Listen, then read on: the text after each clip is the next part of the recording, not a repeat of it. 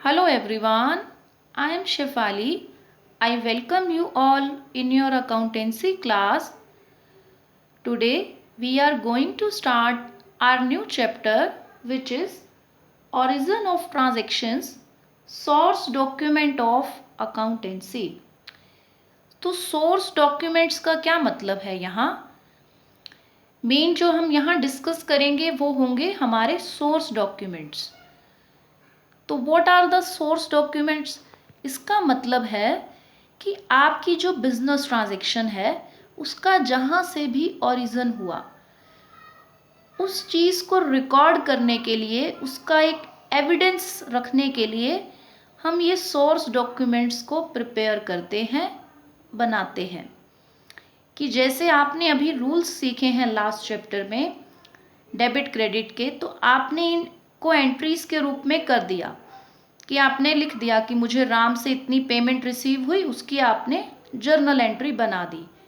But what if कि someone questions कि what is the proof? Proof क्या है आपके पास कि ये पेमेंट आपको मिली या आपने ये पेमेंट किसी को दी? तो आपके सिर्फ वो जर्नल एंट्री प्रूफ नहीं बन सकती, उसके लिए कोई ना कोई ऐसा डॉक्यूमेंट शो करना पड़ेगा जो इस बात को प्रूव करे। तो वो ही एविडेंस के रूप में ये सोर्स डॉक्यूमेंट्स काम आते हैं। इन पर किसी भी बिजनेस ट्रांजैक्शंस की सारी डिटेल्स नोट की जाती हैं कि डिटेल्स ऑफ ट्रांजैक्शंस जो है वो हम यहाँ रिकॉर्ड करते हैं। तो ये एक तरह का एविडेंस के रूप में, सबूत के रूप में हमारे लिए काम आते हैं। तो मेनली जो है वो ये डेट रिकॉर्ड करते हैं ट्रांजैक्शन की, जो सबसे इम्पॉर्टेंट है कि डेट पता होनी चाहिए, कोई कन्फ्यूज़न नहीं होना चाहिए। अमाउंट रिकॉर्ड करते हैं ट्रांजैक्शन का, और उसमें कौन सी पार्टीज़ इन्वॉल्व हैं। पार्टीज़ का मतलब कौन कौन से पर्सन इन्वॉल्व हैं, कि जैसे हम और हमारे अलावा कौन पर्सन इन्वॉल्व है। नेचर ऑफ ट्रांजैक्शन को रिकॉर्ड करेंगे। तो इस टाइप में ये इन डिटेल्स को रिकॉर्ड करते हैं। तो इन्हीं सोर्स डॉक्यूमेंट्स की अब हम बात करेंगे कि ये कौन कौन से होते हैं। और अब यहाँ तक डिस्कशन से ये क्लियर हो गया है कि ये हमारे लिए बहुत इम्पोर्टेंट है, क्योंकि हमारी किसी भी ट्रांजैक्शन को एक बैकबोन देते हैं कि ये ट्रांजैक्शन सच है, एज एविडेंस हमारे काम आते हैं।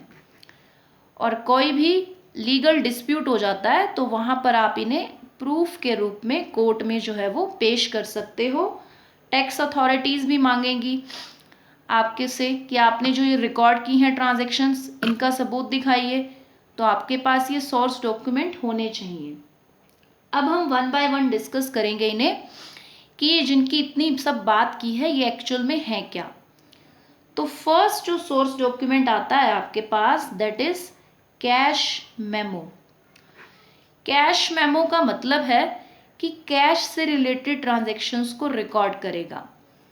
अब अगर किसी ने कैश में कुछ बेचा तो वो सामने वाले को वो कैश मेमो बना करके देगा कि अगर आपने सेल की हैं गुड्स, देन आप जो है वो सामने वाले पार्टी को एक कैश मेमो बना कर दोगे और अपने पास भी उसकी एक डुप्लीकेट कॉपी रखोगे ताकि आप उसे देख के रिकॉर्ड कर सको।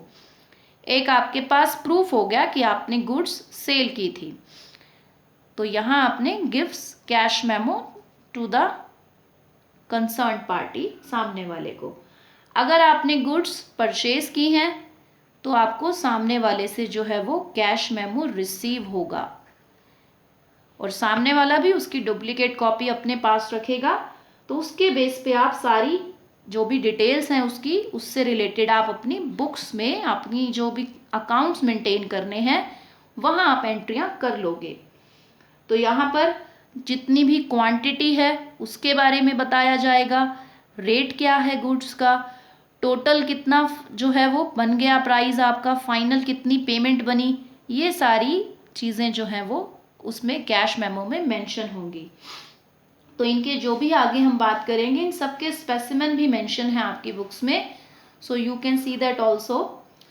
नेक्स्ट अब हमारे पास जो सोर्स डॉक्यूमेंट है दैट इज इनवॉइस या फिर आप जो है वो उसे बिल भी कहते हैं। दोनों टर्म्स यूज़ होती है, बट इनके डिफरेंस की हम बात करेंगे अभी कि इनवॉइस और बिल जो है वो अलग कैसे हैं।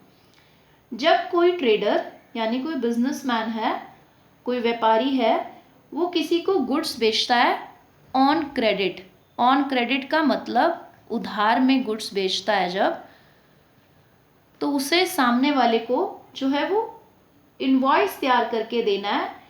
तो यहाँ पर उसको एक इनवॉइस बनाना है जिसमें वो उसका नाम लिखेगा कि मैंने आपको गुड्स बेची हैं, कितनी उसकी क्वांटिटी है, प्राइस क्या है गुड्स का, कितना मतलब रेट है, कितनी गुड्स ली गई हैं, और टोटल कितना अमाउंट है सेल का, यानी टोटल कितना उनको सामने वाले से कलेक्ट करना है। ये सारी डिटेल्स वो इसमें फिल करके इनवॉइस में उसकी ओरिजिनल कॉपी तो है वो दे देगा सामने वाले को कि आपने मुझे इतनी पेमेंट करनी है। अब क्योंकि उधार में है तो वो उसको इन फ्यूचर पेमेंट करेगा, और उसकी एक डुप्लीकेट कॉपी अपने पास रखेगा ताकि उसको याद रहे, वो रिकॉर्ड कर सके कि इतने पैसे मैंने इस कस्टमर से लेने हैं। तो जब किसी को आप बेचो तो आप उसे इशू करते हो इनवॉइस, और यही चीज़ उल्टा है। आपने उधार में कुछ खरीदा तो आपको जो सामने वाले से रिसीव होता है वो होता है बिल, कि जब आपने कोई क्रेडिट परचेज की तो आपको जो सामने वाले से रिसीव होगा दैट विल बी बिल। उसमें भी सारी सेम डिटेल्स होंगी। ओरिजिनल कॉपी आपको मिलेगी, डुप्लीकेट कॉपी वो सेलर रखेगा जिसने आपको बेचा है, ताकि वो भी रिकॉर्ड कर सके और आप भी रिकॉर्ड कर सको। बेसिकली कस्टमर को आपने ओरिजिनल कॉपी देनी है। अगर आप सामने वाला कस्टमर है तो आप उसको ओरिजिनल दो। आप कस्टमर हो, कभी किसी केस में आप लाए हो उधार में एज कस्टमर, तो आपको ओरिजिनल मिलेगी कॉपी। तो इस टाइप में ये है इनवॉइस या बिल।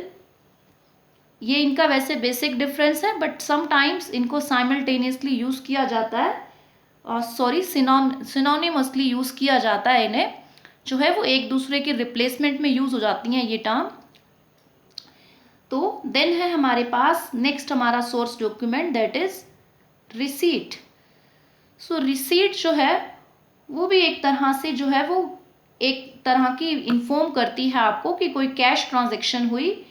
आपको अगर किसी से कैश रिसीव हो रहा है तो सामने वाले से आपको एक रिसीट जो है वो यहाँ पर सपोजिंगली यहाँ पर आपने जो है वो कैश रिसीव किया है किसी कस्टमर से, तो आप सामने वाले को एक रिसीट इशू करोगे कि आपने मुझे इतना पेमेंट कर दिया है। और सेम वाइस वर्सा है, उसकी ओरिजिनल कॉपी जो है वो आप जो है कस्टमर को दे देंगे और डुप्लीकेट कॉपी आप अपने पास रखेंगे। सेम वे में अगर आप किसी को पेमेंट करते हो तो आपको रिसीट मिलेगी सामने वाली पार्टी से जिसको भी आपने पेमेंट की है। तो यहाँ आपको कस्टमर दे रहा है तो आपने उसको रिसीट इशू करनी है, आप दोगे तो आपको मिलेगी। देन आपके पास जो नेक्स्ट टर्म है दैट इज डेबिट नोट। तो डेबिट नोट का मतलब यहाँ पर है कि एक ऐसा नोट आपने प्रिपेयर किया है जिसमें आप सामने वाले को इन्फॉर्म कर रहे हो कि मैं आपका अकाउंट डेबिट कर रहा हूँ। अब डेबिट क्यों कर रहे हो? क्योंकि कुछ ना कुछ ऐसा ट्रांजैक्शन का इफेक्ट है। तो यहाँ पर जब आपने किसी को गुड्स रिटर्न कर दी, किसी सप्लायर को आपने गुड्स रिटर्न कर दी, अभी तक वो आपकी बुक्स में क्रेडिट था कि आपने उसको पैसे देने थे। अब क्योंकि उसका सामान ही आपने वापस कर दिया तो अब no more you are liable to pay, आपको नहीं देना है पैसा उसे। तो आप उसे ये डेबिट नोट इशू करते हो जिसमें आप रीज़न मेंशन करोगे कि क्यों रिटर्न की, उस सप्लायर का नाम और कितनी क्वांटिटी है गुड्स की, क्या उनका प्राइस है, वो सब लिख करके आप वो डेबिट नोट तैयार करते हो और वो आप सप्लायर को इशू करोगे। तो यहाँ पर आपको सारी डिटेल्स मेंशन करनी है और उसकी जो है वो काउंटर फॉइल या डुप्लीकेट कॉपी जो है वो आप रखेंगे, ओरिजिनल कॉपी आप सप्लायर को इशू कर देंगे जहाँ पर आप बताएंगे कि हमने इतने वजह से आपका अकाउंट डेबिट कर दिया। नेक्स्ट है आपके पास क्रेडिट नोट। ये एक ऐसा नोट है जिसमें आप सामने वाले को इन्फॉर्म कर रहे हो कि मैं आपका अकाउंट क्रेडिट कर रहा हूँ। तो ये जुड़ा है कस्टमर से, पिछले वाला किससे जुड़ा था? सप्लायर से। यहाँ किसी कस्टमर ने आपको जो है गुड्स आकर के रिटर्न की। अब अभी तक वो कस्टमर आपकी बुक्स में डेबिट था कि आपने उससे पैसे लेने थे, वो आपका डेटर था। डेटर्स डेबिट ही रहते हैं आपकी बुक्स में। तो अब क्या हुआ, उसने वापस कर दी। अब आप उससे पैसे मांग नहीं सकते क्योंकि वो सामान ही वापस दे दिया उसने। तो अब आप उसको इन्फॉर्म करोगे कि मैंने आपका अकाउंट क्रेडिट करके उसका इफेक्ट ख़त्म कर दिया, कि अब मैंने आपको जो पहले डेबिट में रखा हुआ था अब मैं क्रेडिट करके ये ख़त्म कर रहा हूँ कि मैंने आपसे पेमेंट कोई लेनी भी थी। तो यहाँ वही सेम डिटेल्स आप मेंशन करोगे, कस्टमर का नाम, जितनी भी अमाउंट है उसकी, डेट है जो ट्रांजैक्शन की, और उसको आप कस्टमर को जो है वो इशू कर दोगे। और ऑब्वियसली ओरिजिनल कॉपी कस्टमर के पास, डुप्लीकेट कॉपी आप अपने पास रखोगे as evidence, as source document. Then है आपके पास पे इन स्लिप। ये बहुत कॉमन चीज़ है, बैंक्स में अवेलेबल रहती हैं। जब आपको बैंक में मनी डिपॉजिट करानी होती है अपने अकाउंट में, अभी भी आप जाओ बैंक में देखो, पे इन स्लिप होती है 2 पार्ट्स में। दोनों पार्ट्स में आप डिटेल्स फिल करते हो, आपका अकाउंट नंबर और आपकी अमाउंट। एक स्लिप कैशियर रख लेगा, दूसरी वो आपको दे देगा स्टैंप लगा करके कि इतने पैसे हम आपके अकाउंट में जमा कर रहे हैं। तो ये पे इन स्लिप है। देन नेक्स्ट टर्म है चेक। सुना होगा आप सभी ने चेक के बारे में। चेक का मतलब है कि आपको जैसे बैंक से मिलती है चेक बुक, तो वो आपको अथॉरिटी देती है कि आप कभी भी उसमें उस चेक में अमाउंट फिल करके साइन करके, और अगर आप बैंक को दें तो बैंक को ये ऑर्डर है कि वो उस चेक के बिहाफ पे आपको वो पेमेंट करे। अगर वो चेक आपका है मतलब आप खुद लेकर गए हैं सेल्फ तो, और समटाइम्स जो बेरर होता है यानी जिसके हाथ में वो चेक है, वो डिपेंड्स कि वो किस तरह का वो चेक है, देन जिसके वो भी वो चेक प्रेजेंट करेगा बैंक में, उससे भी पेमेंट रिसीव हो जाती है। तो वहीं अकाउंट उसकी भी 2 पार्ट्स में है। एक पार्ट आपको मिल जाएगा, जितने का आपने चेक जो लिखा उसका हाफ पार्ट आपके पास रहेगा, हाफ पार्ट बैंक के पास रहता है फॉर रिकॉर्ड। तो दैट्स ऑल फॉर टुडे। ये कुछ डॉक्यूमेंट्स थे जिनके बारे में हमने बात की। फर्दर हम कुछ और चीज़ों को डिस्कस करेंगे इसी के regarding. Thank you so much.